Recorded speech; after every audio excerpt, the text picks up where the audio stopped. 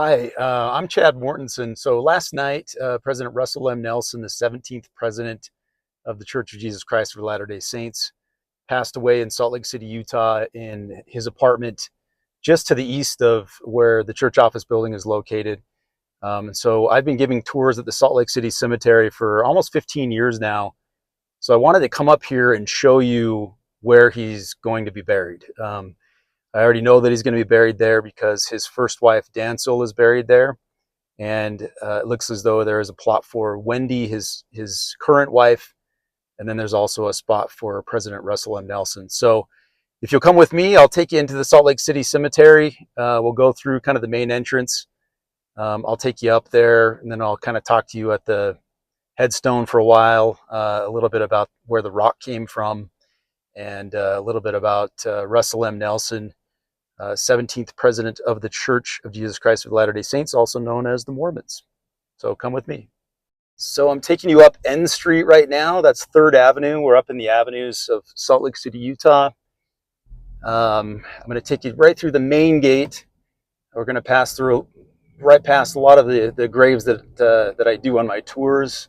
A lot of interesting stories that follow these places.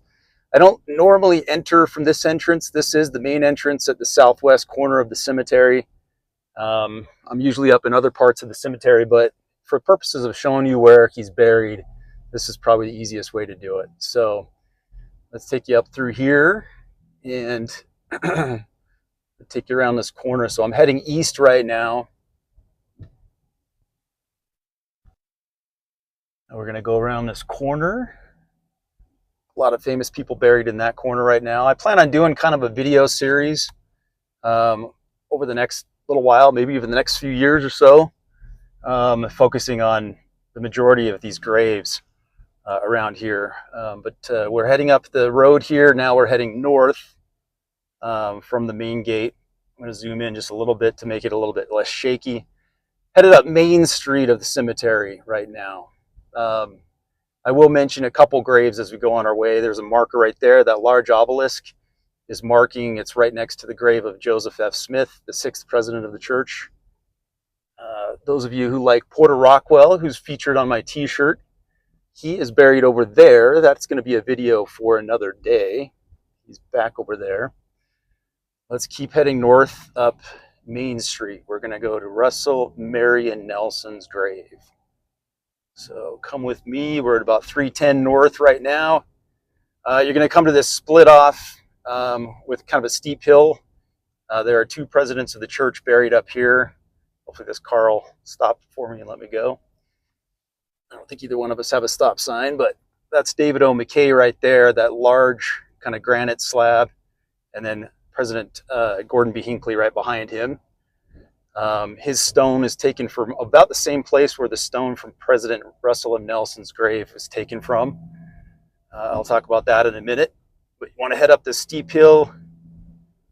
Let's keep heading we're heading kind of northeast right now. For those of you who remember Larry Miller, owner of the Jazz, that was his house way up on the hill there. I guess I'll point to it with my finger. You can kind of see it right there. It's right in the middle of the frame. I'm going to zoom back out. Let's keep heading up here and go around this roadway. So you're going to get to Uinta Avenue right there, and then head west on Uinta Avenue.